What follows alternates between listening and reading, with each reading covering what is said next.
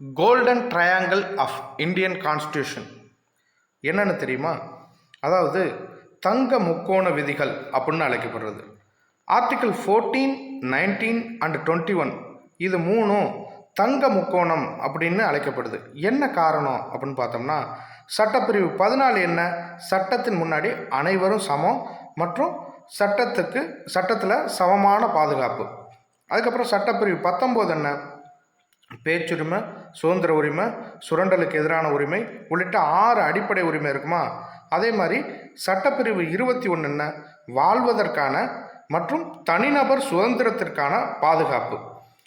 இந்த 3 விதியும் எதுக்கு தங்க முக்கோணம் அப்படின்னு அழைக்கப்படுது அப்படின்னா, இது மூணும் ஒன்றுக்கு ஒன்று தொடர்புடையது. எப்படி?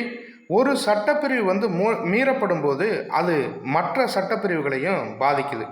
உதாரணமாக, ஒருத்தரோட தனிப்பட்ட சுதந்திரத்தை பாதிக்கும் ஒரு சட்டம் இயற்றப்பட்டால், அதாவது ஆர்டிகிள் 21 தனிப்பட்ட சுதந்திரம், அதை பாதிக்கிற மாதிரி ஒரு சட்டம் இயற்றப்பட்டால் அது சமத்துவத்தையும் பிரிவு 14 மற்றும் சுதந்திரத்தையும் பிரிவு 19 நேரடியாக பாதிக்குது.